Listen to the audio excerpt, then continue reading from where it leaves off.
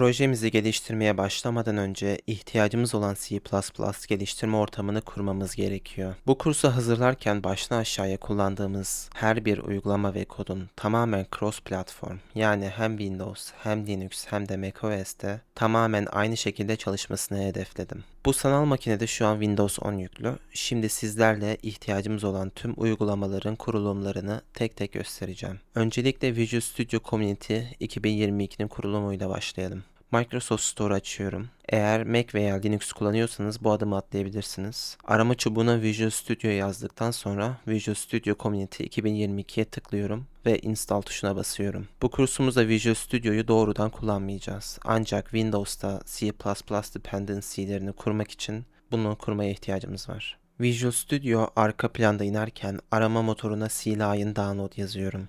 JetBrainz'in ilk çıkan sitesine tıklıyorum. Buradan Download tuşuna basıyorum. Buradan yine Download tuşuna basarak indirmeyi başlatıyorum. CLion'ı kullanabilmek için JetBrains hesabına ihtiyacımız olacak. Bu inerken hemen hesap oluşturalım. Yukarıdan şu ikona tıklayarak Create an Account tuşuna basıyorum. İsterseniz Google ile isterseniz kendi mailinizde veya GitHub'la istediğiniz şekilde kayıt olabilirsiniz. Şimdi bize son olarak bir compiler gerekiyor. Normalde Microsoft'un kendi compilerını kullanabiliriz. Ancak ben 3 sebepten dolayı Clang compilerını tercih ediyorum.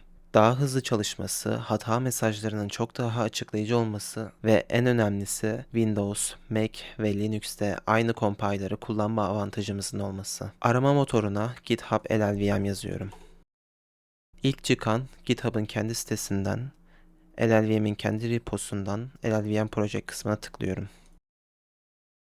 Biraz aşağı indikten sonra şuradaki Releases kısmından LLVM'e tıklıyorum. Bu videoyu izlediğiniz tarihe göre LLVM'in bir sonraki sürümlerini indiriyor olabilirsiniz. Ancak hiç sıkıntı değil. Biraz aşağıya iniyorum ve LLVM sürüm kısa çizgi win64.exe yazan kısmı tıklıyorum.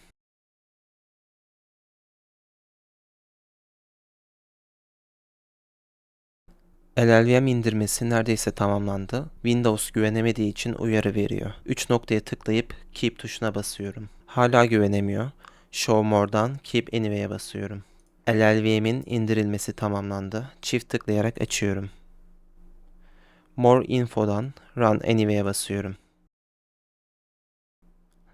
Next, I agree diyorum. Burada Add LLVM to System Path for All Users seçeneğini kesinlikle işaretlememiz gerekiyor. Aksi takdirde elle Environment Variable eklememiz gerekir. Buradan yine Next, Next, Next diyerek kurulumu tamamlıyorum. CLion indirilmesi de tamamlandı. CLion'a çift tıklıyorum.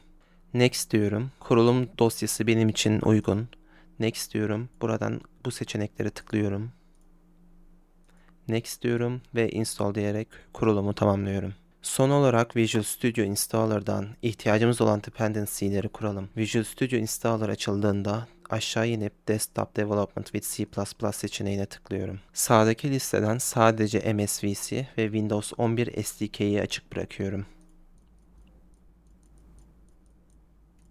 Kısaca en baştaki ve Windows 11 SDK yazan açık kalacak, diğerleri kapanacak. Install tuşuna basıyorum.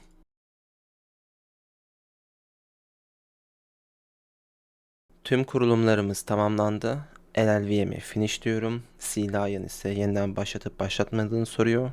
Başlatmasına gerek yok. Alttakini seçip finish diyorum. CLion'a çift tıklayarak açıyorum.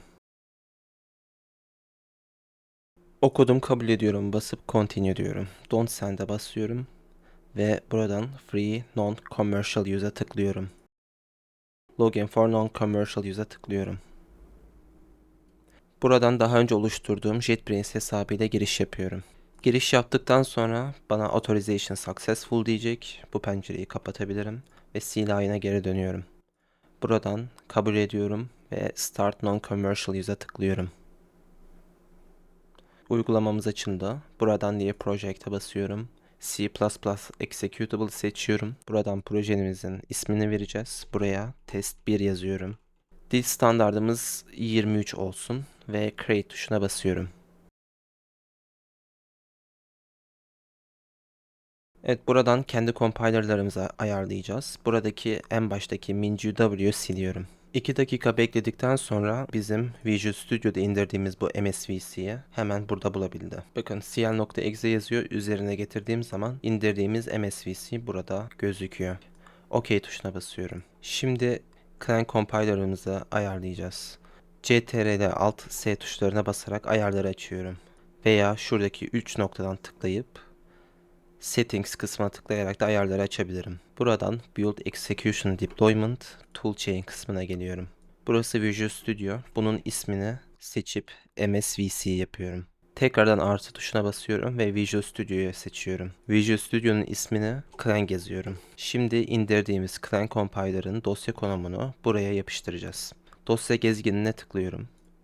Buradan C, Program Files, LLVM, bin, Clang kısa çizgi C'de. Dikkat edin şunlar değil. Sadece Clang kısa çizgi C'de yazacak.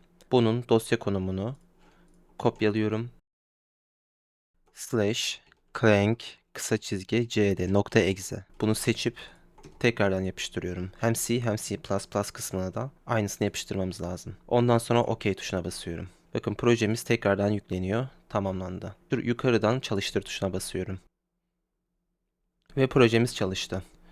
Yukarıdaki debug tuşundan Edit CMake Profiles kısmına tıklıyorum. Şu an bakın bir sonraki videoda bunları detaylı anlatacağım ancak şu an MSVC compiler'ını kullanıyoruz. Clang değil.